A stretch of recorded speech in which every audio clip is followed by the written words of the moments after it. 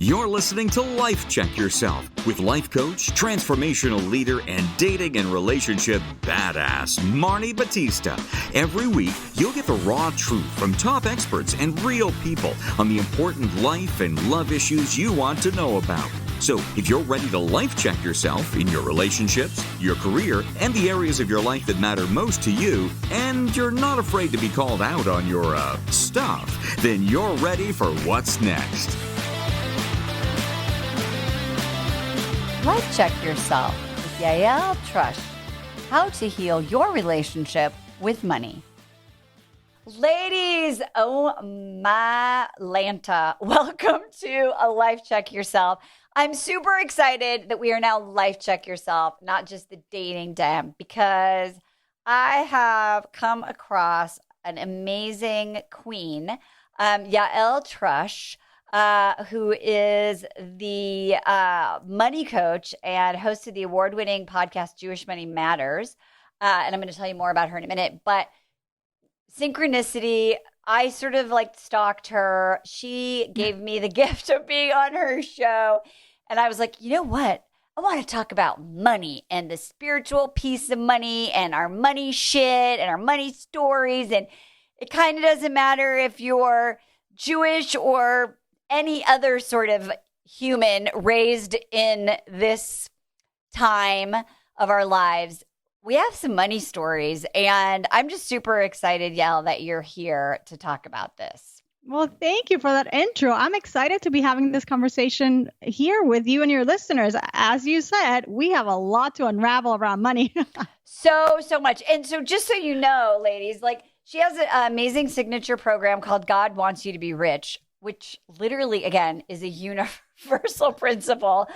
She also has Jewish Money Makeover, and she's transformed the financial lives of countless Jewish women and couples all over the globe. And as a Jewish woman myself, I just so appreciate her Jewish financial insights.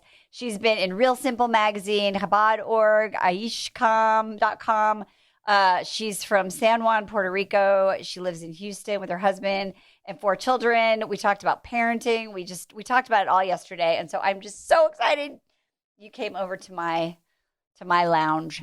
Yes. And I was just thinking, I feel so blessed. How did God send me to you? To hang out with you twice in 1 week? That's awesome. Woohoo! Such a blessing. I know. We if we lived in the same cul-de-sac, we'd be definitely having coffee together. Wait, you live in wait. You live in a cul-de-sac too?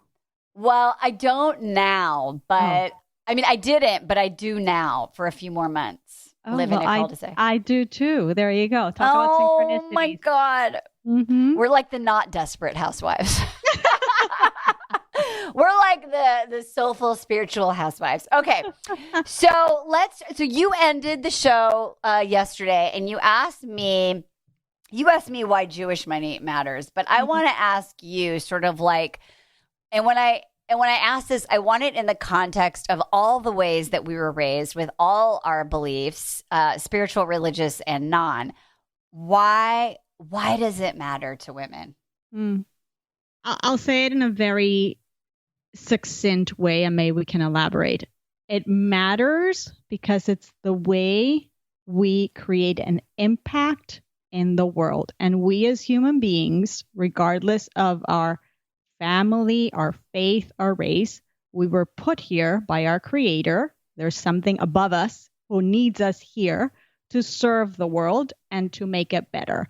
And money is one of the resources that we are given so that we can make that impact, that imprint that is lasting way longer than our time in this world. I love this. So the first question that I always hear from so many women that want to do spiritual work, and they're like, I don't want to be attached to outcomes. Like, I don't want to be focused on, my promotion or my salary or the, gross receipts in my business. Like they don't want to be focused on that, but yet it matters. Mm-hmm. Yes. So let's just start right in with the how do you reconcile that in your journey of how do you create abundance and also not be attached to abundance? Oh my gosh. I love this question.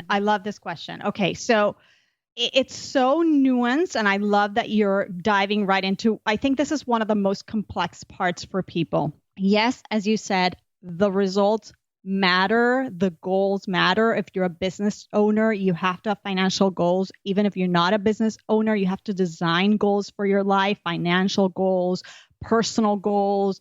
There has to be tangible things that you're aiming for, not because of the number itself and whether I hit that milestone precisely, but more because of the person I become. Again, we go back to this idea of who am I in the world? What is my role in this world? So the person, the growth journey that I embark on in the pursuit of that goal. Okay. So how do I do that and not be attached to the goal? So this is where the spirituality comes in. I am here to serve. I'm here to be of service. I'm here to be guided and led. And of course, I have to show up and do the practical stuff, which means I have to have certain goals and have to have certain type of bank accounts and certain mentors and center coaches, like all the things that happen in the natural world, but with a consciousness that my role is to be operating in this natural order at the same time as I have to let go and give over the outcome and the result to a higher power that is guiding me to the best place. So it's like walking that dance between my involvement, and my involvement really means I should define it. I should make it very clear that we have to get really clear on the why. Why am I doing this? Why, in very general terms, and everybody can get really specific, but in very general terms, I'll say it again, because I've been put here by my creator to serve with all my talents, with all my inner resources, with all my external resources, my challenges, my triumphs, all of that is to be of service in this world. So that's my why. And then everybody could get really much more detailed on that, but that's on a very general level. And then what's my next step? In the natural order, like what's in front of me. Okay, so right now I have to have this beautiful conversation with Marni. That's what's happening right now. Then I have to call my client. Then I have to plan my retreat. Then I have to check my bank accounts with my husband, right? What is my what in the playing field of nature that I've been given by my creator? We were put here in a physical world. Now the how the result is going to come about, that is orchestrated from above. So there's infinite ways in which we can get to the same place. So you and I, Marni, are completely limited, right? We're human beings. Yes. So we think it's going to come through this client, that program, that. And God is saying, let go of that. Just show up very clear with your why, paying attention to the what's in front of you. What do you need to do? Oh, you need to have an internet connection? Yeah, that's you need to have a bank account? Yeah, that's what's part of the natural world. Like, what do you need to do?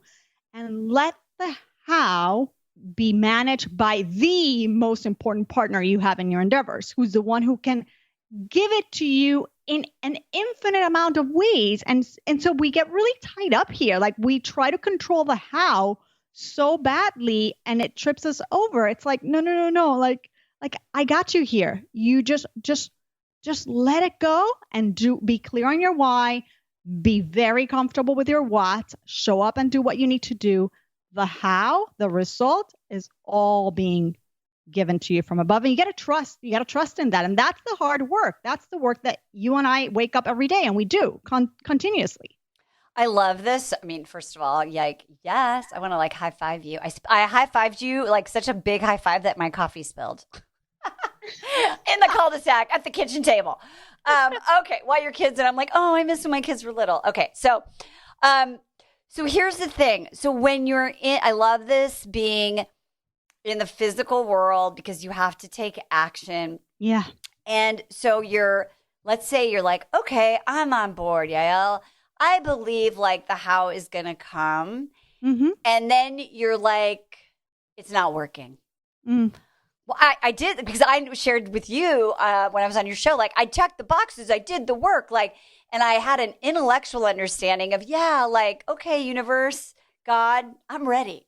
But what do you say to your clients when they're like, yeah, I'm doing the work, I'm doing the how, I'm meditating, I'm praying? Like, what do you usually look for in the holes, and like, what is the missing piece? Great question. Great question. So, we could go through the motions, right?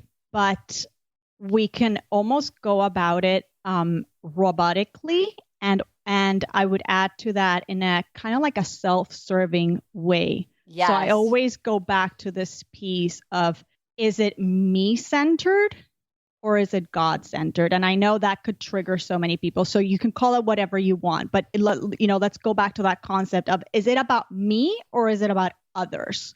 Is it about my contribution? Is it about me being part of something bigger than myself? Or is it about me, my ego? Why is this not coming to me?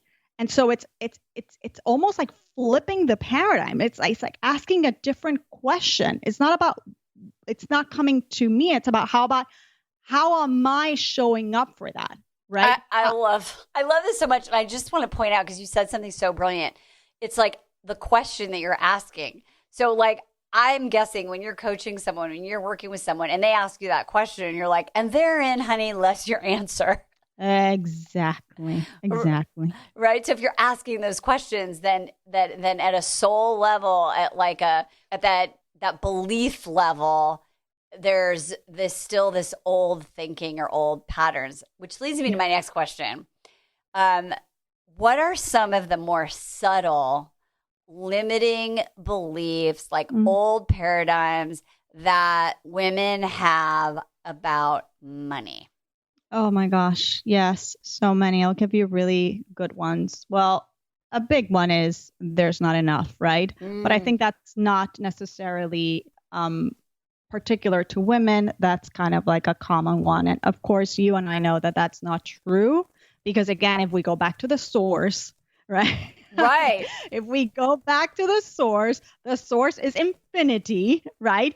The money is infinite, just like the air that we breathe and the water that's available and the colors in nature. It's infinite, right? So again, yes, there's plenty to go around. So there's not enough. I think for women in particular, there's a lot of, I'm not good at this. Say more about that. And that could show up in things like, well, I'm not good at math, or I wasn't taught this, which, by the way, it is a truth that we, categorically, women we haven't been taught perhaps as much as about money and finance as our male counterparts have. There is some truth to that. But again, it's like it doesn't mean that has to be your reality. Again, we're trying to break up from victim mentality, right? Like, okay, so you weren't given an education, but now you can get yourself an education, right? So there's a lot of like, I'm not good with money. There is, I see this a lot. I've also seen it. I saw it in myself. It's a men's department, and that has many different colors to it. One of it being Prince Charming will come and take care of it, or some version of Prince Charming, right? I think those are three big ones that, again, there's like different colors and gradients of the same kind of story and belief. I was listening to something today because I was feeling a little stressed this morning. So I was doing my meditation. I was listening to this guided meditation. And one of the beliefs, I was like, I don't know if I have this one, but I think that I used to for sure. And it was, if I'm not stressed, I'm not working hard enough. Oh, which totally ties into the, like, in order to create X amount of dollars, I have to work hard. And I think in today's society, with women who are like me and maybe you, who are like a little type A, like very ambitious, maybe perfectionistic, if I'm not busy, if I'm not buried, if I'm not slammed, if I'm not grinding, right? Like, then I'm not working hard enough. I'm so happy that you mentioned that one, because I think that goes back to a little bit what you and I shared yesterday. Like, we're coming, a lot of us are coming from this paradigm of, it has to be hard, and I have to work a 60-hour work week, and it's hard to make money, and it's going to mean that I'm going to sacrifice my family, or it's going to cost me my marriage, or it's going to cost me my health, right? And it's like, wait. Can we flip this around altogether? Like, can we go back to it's all possible if we tap into the fact that there's a higher reality, that there is something called infinity and infinite possibilities for your life, where yes, you can have the money, and you can have the health, and you can have the marriage, and you can have the children. It's like, no. Why? No. It can't be that I get it all. Like there must be something that the shoe has to drop somewhere. And I'm just tired of that story. I know, it's just like talking about it's so exhausting. There's so many things I want to ask you. One of the things is this, and it connects to, I think, like a part of what your mission is around this generational and cultural beliefs and paradigms around money. And I'm curious, like, if you could kind of explain, like, at an unconscious level, regardless of how you were brought up, like, how does generational, and whether it's your faith or your culture that you grew up in, how does that impact the evolution of all of these beliefs and stories that are making us damn exhausted? Oh, for sure. So I think I'll answer that going back to something I learned from a colleague and a dear friend, Barbara Stanny, who I believe she was the first one who started talking about this. And I always talk about this with my students. When we started learning the patterns in our families, the dynamics, and you talk about the generational patterns that we're absorbing, it all starts happening in a very early age. Like I always tell parents, like, your kids are learning about money whether you're doing it intentionally or not. They are learning continuously just by watching the way you behave and the way you speak. That says a lot about the way you think, right? And that's what they're absorbing. What happens is that we as kids internalize things at a 5-year-old level, or a 7-year-old level, or a 10-year-old level, or a 12-year-old level, right? Mm-hmm. And so very early on, we make certain decisions about money that they're not necessarily true, but they became our truth, right? From our perspective, from the perspective of a 7-year-old who saw a certain argument in their family between their father and her older brother, let's say, right? She made a decision about money, and that she carries on through life. And then we come to adulthood and we say, why is it that I can never save? Why is it that I'm always late on my credit cards? Why is it whatever is the patterns we're observing? And then one day we might realize, oh my gosh, there is something that I internalize about money that has been leading me in this path. It's very interesting because I just had a conversation in this week with two sisters. There was no relationship why I ended up having this conversation. One was on my podcast. Another one was asking me about a program I'm running. I had these two. I didn't even know they were sisters until one of them told me, Marni, the way they spoke about their family and their upbringing, what they learned from their parents about money, you could have sworn they came from two completely different families. I'm not surprised. I was just thinking about my own kids, and I was like thinking, I wonder if you talk to them. I bet. I'm curious. I think they might say different stories as well. And it was so interesting for me to see, because it just speaks to the fact that, again, one child had one observation of one experience, maybe at 5, the other one at 10, or the other one didn't observe that dynamic. They observed another one, and they were at a later stage, and they made a different decision. They internalized it in a different way. So they carry that programming with them in a different way. Now, our job, God gives us, or the universe sends all these situations to us so that we grow, right? Mm-hmm. Yep. Come to adulthood, and you and I could sit and vent about the horrors that we learned from our parents and our grandparents and our aunts and uncles about money, or our neighbors, whatever. Or we could just say, oh my gosh, that's interesting. Well, what do I want to do with that? Right? Like, do I want to keep it, or do I want to get rid of it? And so I think our jobs as adults is to become self-aware and decide what is the new legacy? What is the new story? What do I want to pass over? What is the story that I want to live and that hand over to my kids? And I get to make those choices now. I get to say, this serves me, this doesn't serve me, and it doesn't impact and I think this is where we get it twisted, right? We think that it might impact the love or it might impact the relationship. And it's on a subconscious level, you see this very often, like there's a certain loyalty to our family of origin, right? And let's say our parents, had a certain standard of living.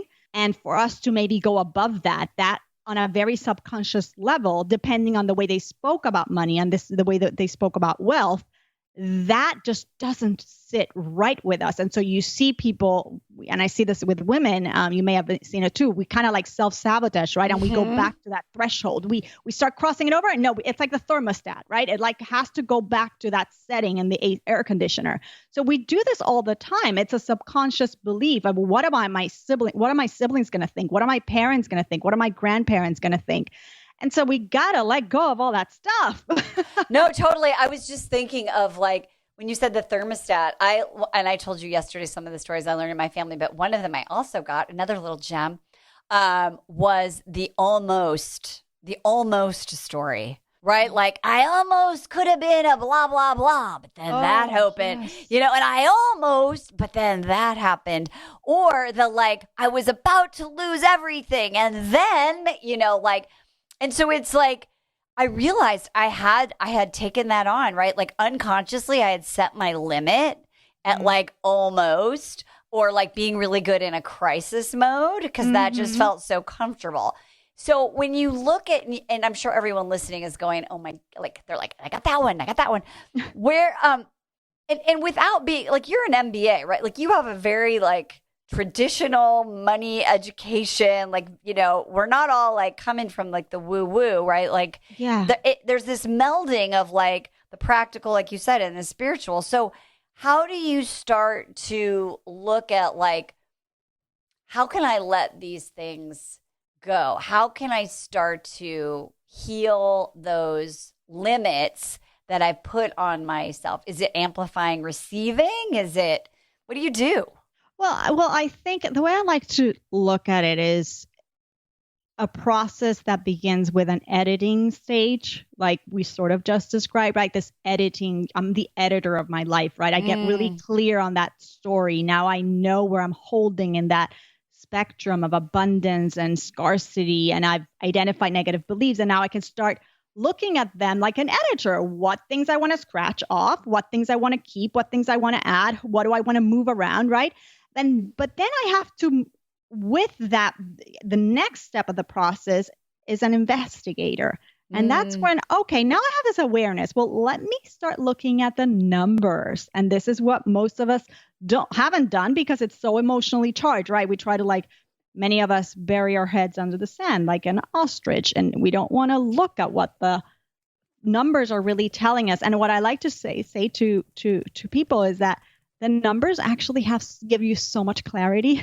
It's like you think that it's going to make you feel really, really bad. But once you come at it, having started the editing process, you start looking at the numbers with a curiosity. Like, well, let me see what the numbers are telling me. Let me see how much do I really make? How much is our take-home pay in our family? How much debt do we actually have? How much are we investing? Are we investing? Why is that money sitting in a cash account? I was never put in that investment account. Oh, that's interesting, right? I see what the numbers are showing me. Where are the numbers? All of that. I start investigating, and then I get clarity. It's like shining the flashlight, and then I can start designing. Then I can become the designer. But I can't design the life that I want to build, which is then the next step after designing, if I haven't got the clarity of where am I holding, right? What's my starting point? Is my starting point that I'm under earning? Is my starting point that I earn a lot, but I spend way too much? Like, what are those numbers telling me? And then I can start designing. So there's an editing process. And again, it's going to continue happening, right? But there's the editing process, then there's the investigating process, then there's design, and then I can build. Then I can build really means building the systems around those goals that I've designed, right? So now that I have goals, I getting very practical. Well, there's certain things that I have to automate. There's certain things that I have to put in place so that the structure gets built, right? And then I get to become the manager. And that's a beautiful place to be. But guess what?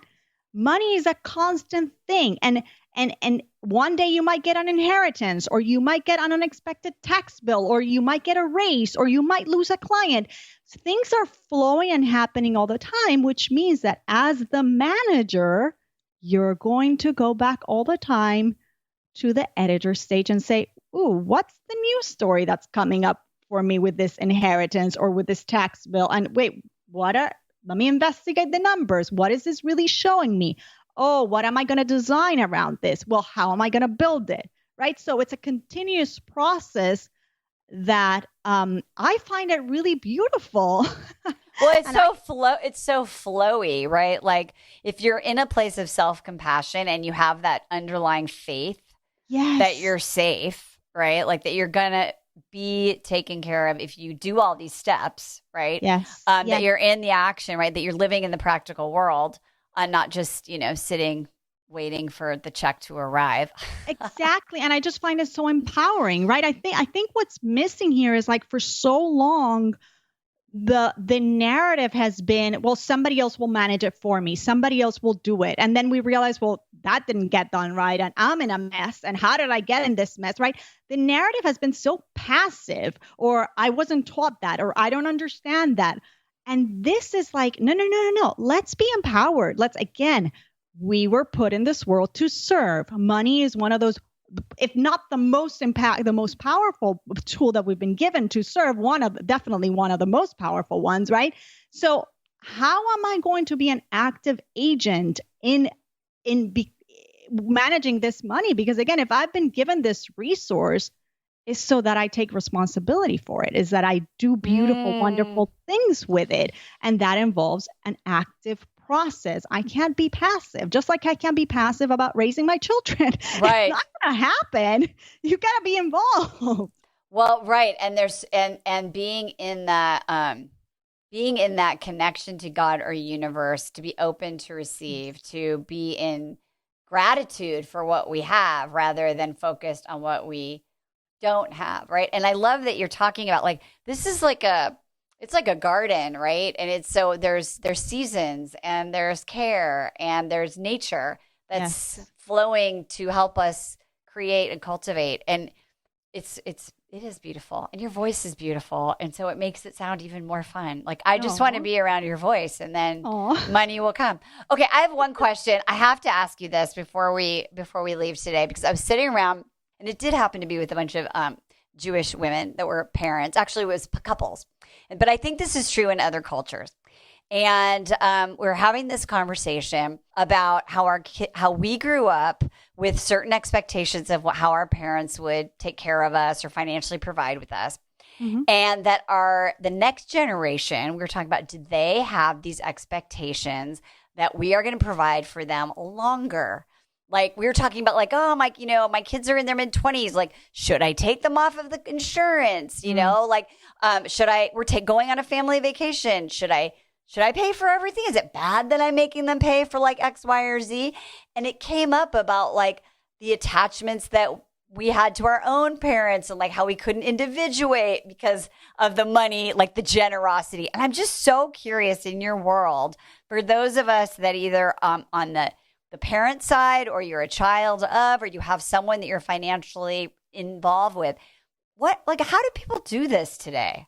Yeah. Well, I don't know how people in general do it today, but I have so much to say about this. Okay, good. It's a hot topic out there. It is. It's a hot topic. And I'll tell you like this again, if we go back to being God-centered, right? Parenting is also a holy endeavor. So as parents, our job is to raise capable, responsible adults in the world, right? So regardless of how your parents chose to do that, and again, we've already touched on how to deal with that baggage, right? Right. We get to now, as the CEOs of our household, going back to as the managers, to decide how we want our kids to create that independence, to be their own, to get them ready for adulthood. And so I think it behooves all of us to think about what are the choices that we're making now. Are they going to empower our kids, or are they're hindering their own success? Meaning, like, if we're protecting them from financial mistakes, or if we never let them manage their own cash early on in childhood, because like, oh, well, he's gonna lose it and he's gonna blow it and whatever that is, whatever, right? Then how are they going to be independent adults later on? How, again, if we realize the realities of getting super practical, when you're in adulthood, you're going to have to manage your own money. Right.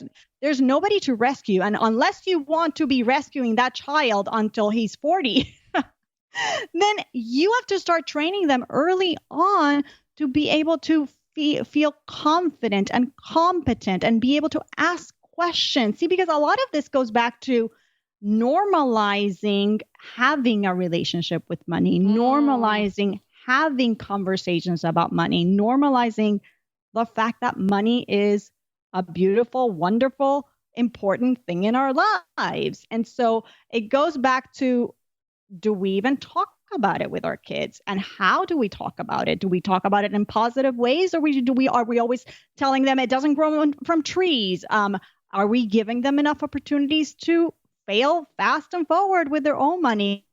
Or are we always just like, no, just put it on my credit card, and then guess what? They never learn how to manage their own money. Or no, I'll give them a debit card, but I'll, like, what exists? So I feel like we have to go back to the essence. We keep going back to this idea of like, what is my responsibility here as having been placed in this position as a parent? So we first said, as an adult, I'm here to serve. As a human, I'm here to serve, the world, right?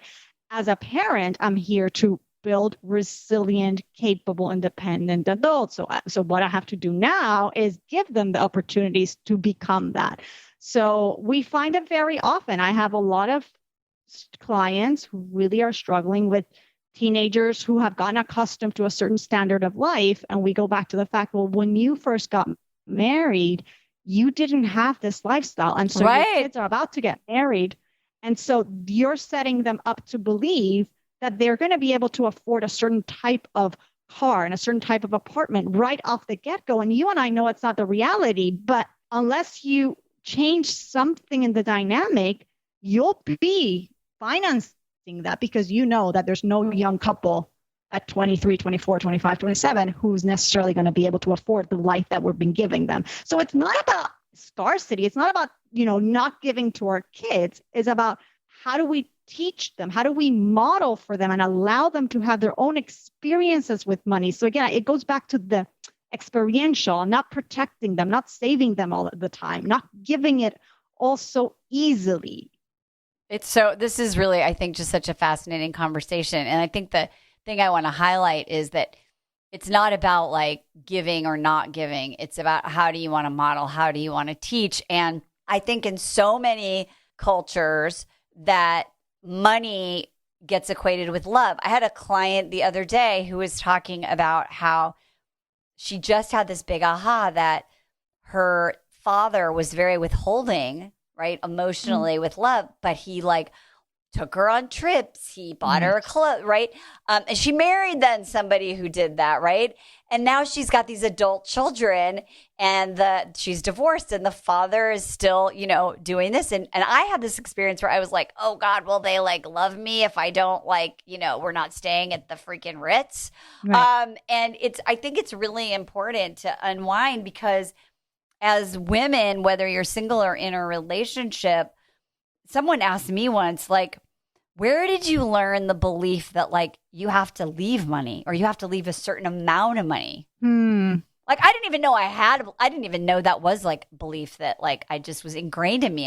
I really literally never even thought about it as like a limiting belief. I just thought it was a truth until I realized that that's actually something you could choose. Yes, exactly. I love it. Exactly. So what's your, and as we wrap up here, if you think about, a step that a listener can take to become more in the ethos of that money and spirituality are connected, Mm. what's a way they can sort of check themselves to see if there's like some room to grow in this area?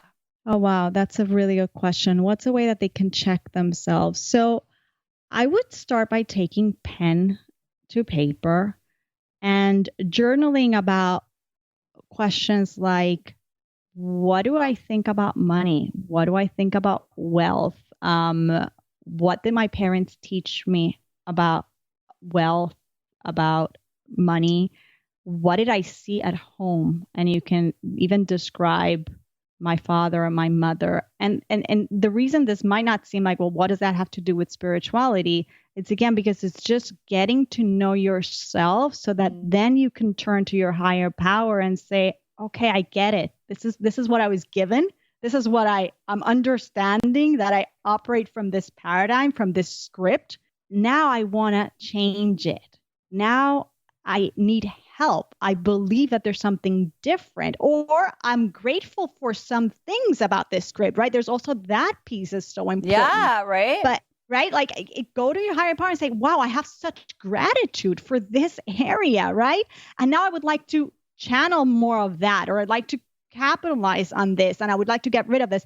But so I would really start with that journaling process. I think it can be so revealing because I think we were talking earlier about getting really specific. When we ask for things, we want to be specific. We really, really do. Because again, it's about the journey towards that specificity with whatever that number or that goal is. Ugh, I love this. I could talk to you for hours. You're amazing. Ladies, how to find Yael is in the show notes. Definitely check out her podcast, Jewish Money Matters. I just love everything that you do. And I believe so much that really when you step onto, the path to your courageous life, that faith in something, right, is really a key element in creating a life of meaning and fulfillment and joy. So thank you for being part of that journey. Thank you. Thank you for having me. This was amazing. And yes, the faith in yourself and the faith in that who put you here to be your most wonderful self. That takes courage, and that's a really good place to be. That's a really beautiful journey. I love it. Ladies, she gave you some homework. So whatever you do, life check yourself. We'll see you next time. Bye-bye. Hey, thanks for tuning into today's show. So if being in an intimate relationship in which you feel 100% seen, heard, and accepted by a high caliber man is a priority for you right now, and you're interested in seeing if you're a fit for working with me and my team at Dating with Dignity, here's what I want you to do. Just head over to DWD VIP, that's D as in dating, W, D as in dating, VIP.com, and book a call to speak with my team. We'll get on the phone with you for about 60 minutes, and you'll get crystal clear on what's stopping you from finding true love right now. We'll also take a look at what you want to create, what you want your whole life to look like when you're able to finally be fully expressed as a woman in a healthy relationship with an incredible guy. And if we can help you get from where you are right now to where you want to be, we will show you the fastest path possible that makes sense for you to do that.